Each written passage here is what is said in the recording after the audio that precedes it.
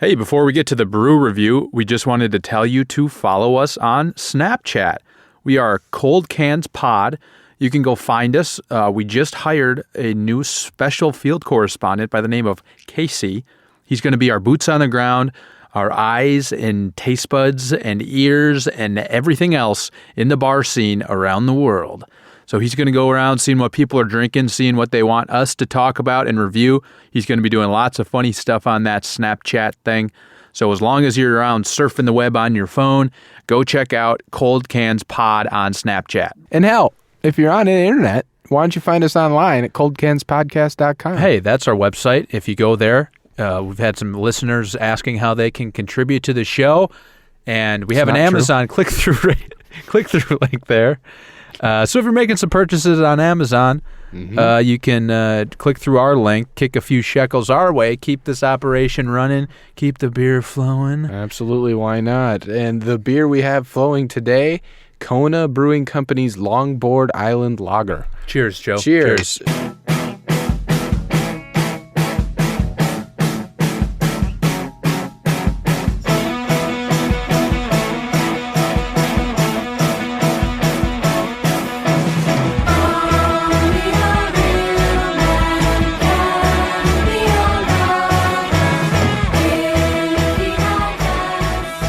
Two of our personal favorites. Yes.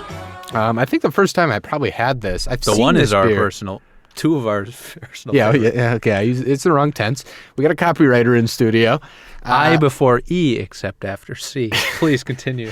The first time I've had this beer, I think, was in Hawaii with you.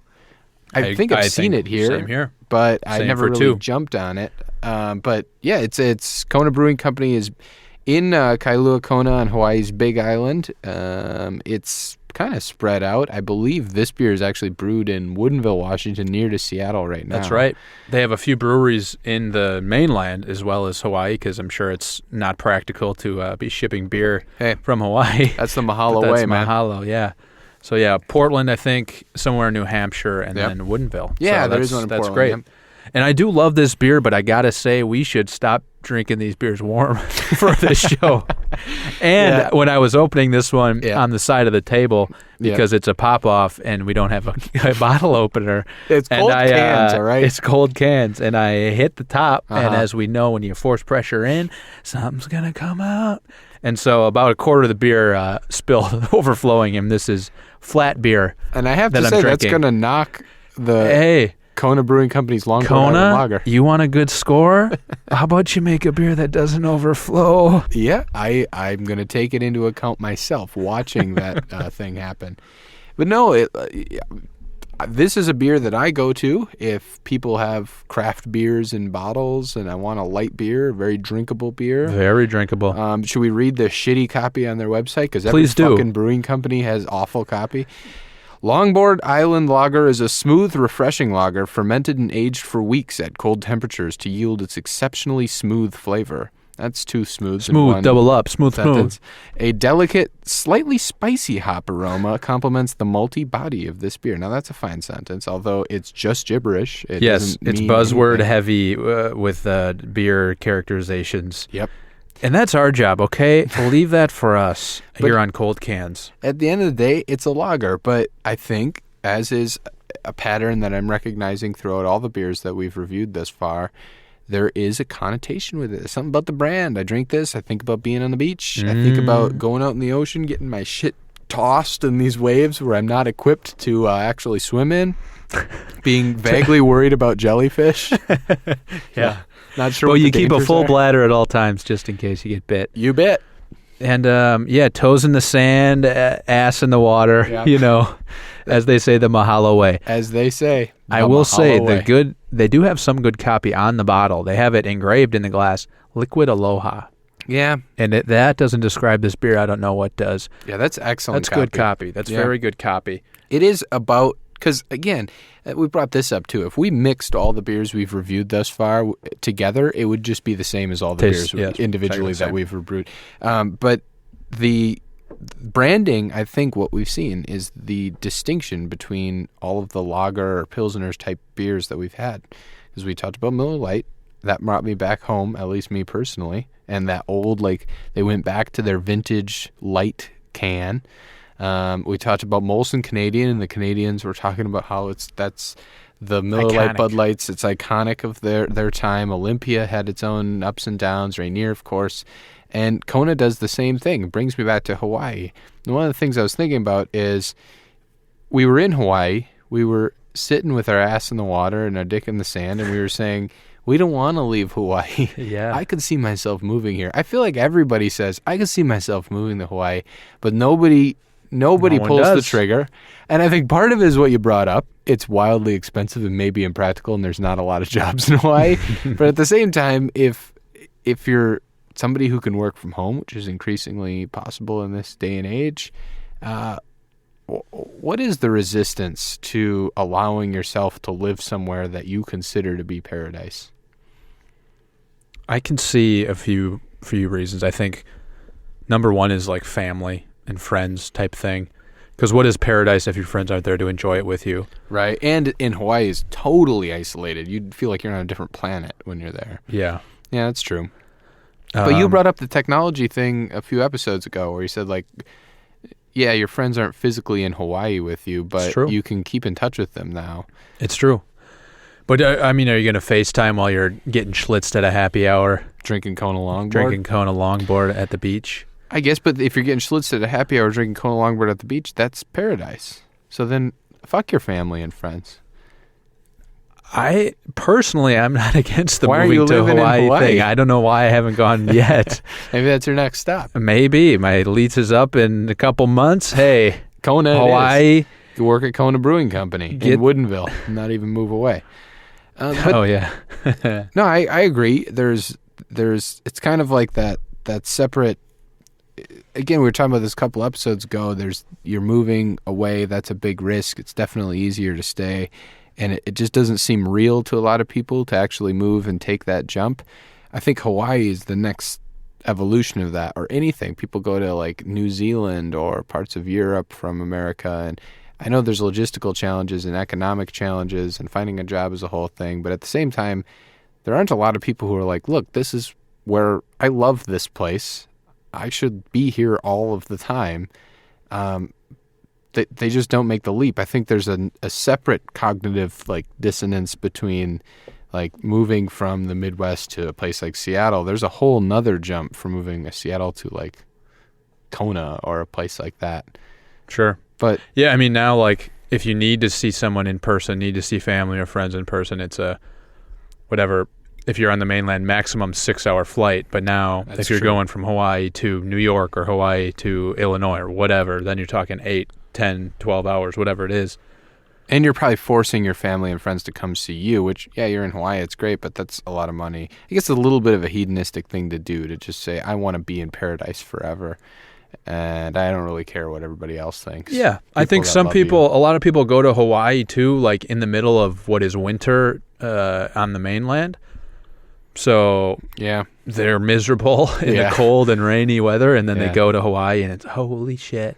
But there's a I want this forever. There's a whole nother aspect to it, which is apart from what they want, Hawaii itself is very proud of their heritage, and doesn't, in a lot of parts, especially the Big Island, love the fact that tourists are coming and trampling over what is paradise. Yeah, their home. And I think there is a reluctance there to have people move from the mainland to there as well and adopt Hawaii as a home just because it's paradise and they're moving to paradise, because you typically can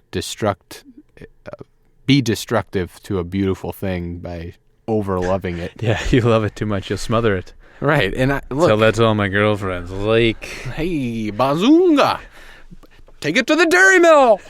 But the Longboard Lager, I think, is impossible to love too much. It's a delicious... Oh, you said it, man. Drinkable beverage. Loveboard Lager, maybe. Hey, do we have the beer rankings up, or did we not Google that in time? Oh, we got it, baby. All right. Always prepared. I'm a beer scout. Beeradvocate.com gives this a score of 77, which is... Oh, shit. Okay. It's okay. It's okay. That is gold, like platinum class beer compared to what we've been drinking. Hey, we're going to get to a good beer here one of these days. We will. We'll find something at the top of the charts and maybe take it down a peg or two, you know? This one is going to have a battle for me because, again, I do think it's delicious. Apparently, experts think that it's a class above. It's okay. Anything else we've had, yeah. Yeah, we've had poor and awful beers so far. But at the same time, again, what I've come back to with these lagers and these pilsners, branding's everything. I don't know if I could squeeze this fucking guy ahead of Rainier. Baby. Rainier has a history. Rainier's drinkable. Rainier's, I guess, accessible to me, but at the same time, I don't know, seems to have this iconic nature about it. Kona Brewing Company has been around since 1994, so it's 23 years old. It quickly expanded, like you said, and came about to the mainland, and this thing is actually brewed in Woodinville, and I don't know, it feels like it's a little, doesn't have the depth that a beer like Olympia from around the 1800s well, or Rainier. it started in 94. That means we were both older than this. Why isn't this our little baby boy giving us some, making us proud with his exceptionally smooth? We would have been 4 years old when we gave liquid birth to this beer. Yeah. But our little baby boy grew out of control. In 20 years, in 2009, Kona Brewing Company was the 14th highest sales of all craft breweries in the U.S.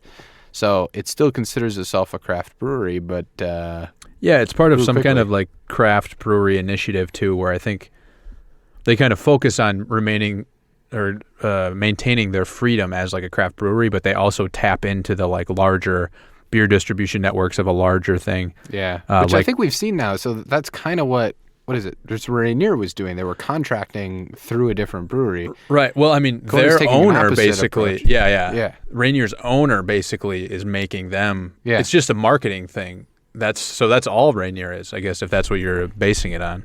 It's a lot of marketing. Right. Like it was revived because it's such a strong brand that people want to see and want to drink. That who knows if the beer is even the same. Right. So that's kind of what we're discovering there, is that with these lagers, the strength of the brand outweighs like the ingredients in the beer. Whereas Kona at this point has still got that craft brewery tie to it, even though it's trying to expand out of it. But I could see it evolving in the same way that Olympia and Rainier did, where all of a sudden it's not even based out of Hawaii at all anymore. Right. It just keeps the brand. It's brewed in Saskatoon, UP. Yeah. But as of now, it's still got its roots. It has a sustainability initiative where it's the brewing companies, again, going back to Hawaii, the people of Hawaii are proud of their land, and Kona is giving back into that. That's great. It's still a craft beer. So that's... And they have a solar panel set up at their brewery that helps with the electricity. That should play to your liberal elite mindset, Gonna have to build a wall from Hawaii to keep those solar panels out. Give me coal. Burn the coal. Take me to the dairy mill. The sustainability thing with solar panels and being self-sufficient, that's everything. That's why it's self-sufficiency, because the imports and exports are impossible in an island that's halfway across the fucking world. And for some reason, the U.S. Owns it. Well, for military purposes, but we still do, and we use it as a weird vacation destination. So this just came to mind based on the why don't people actually move to Hawaii, and this beer being distributed nationwide year-round as well. Is this, when we tap into this bottle, is that our little escape, or like, is this almost a marketing thing for Hawaii itself? Right. To like, this always stays in front of mind, like, probably people who haven't been to Hawaii might not drink this beer a whole lot. Right. But unless you had the experience where maybe you toured the brewery or were there and drinking it. Yeah. And now you can find this anywhere, any time of year, and you get your little slice of paradise in a bottle. I like that idea. Yeah. Or it's sort of that's the utility it provides to the drinker, and it's mutually beneficial to the brewery to say, we're selling a little vacation in a bottle, hence Liquid Aloha. Liquid Aloha. Yeah, it's good marketing, good branding. Again, I think with Does that take it down in your mind? No, it doesn't take it down. It's smart business. Again, with lagers and pilsners, when all these beers taste exactly the same, you have to differentiate yourself somehow, and that's what Kona seemed to do here. Let's get to the rankings. Let's do our rankings. So, we might be in disagreement here. Our current rankings, 4 deep. Number 1, Rainier. Number 2, Molson Canadian. Miller Lite, and then Olympia. I think it's better than Miller Lite and Olympia. I think it's better than Molson Canadian. Rainier, though. Where do you have this ranked? I would put Longboard Lager above Rainier. You have it at For number sure. 1. For sure. I think I'd put Longboard Lager at number 2. Okay. So now we have a 1A, 1B situation. I was going on to our say, are we hands. going to fight this out? I will say this is the first beer that I've finished while we've been recording, actually. And Yeah. it's not just because I spilled a quarter of it at the top of the show, Right. You would have but I finished it have an anyway. empty glass bottle, and I will shatter it and take it to your jugular vein. We should If make it sure comes that to it. This is on tape. You're still recording. No, I think we will This come is up with a inadmissible in tiebreaker. court. We'll come up with a tiebreaker. Okay, what's the One thing that tiebreaker? we can agree on. How about when in doubt, given that all of these things can be equal, we go with taste.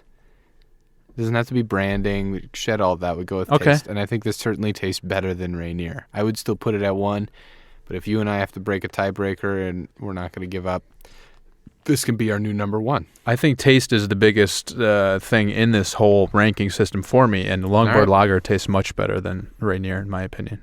So another new number 1. Hey, For the second sound week the in a bell. row. Send him to the dairy mill. We have a new number 1 to go to the dairy mill, and that is the Kona Longboard Lager. And I say to you, in the words of the people, Mele Kaliki Maka, means Merry Christmas. Have a very mahalo Christmas. Only a sealman can be Aloha. If he has to travel all over, we celebrate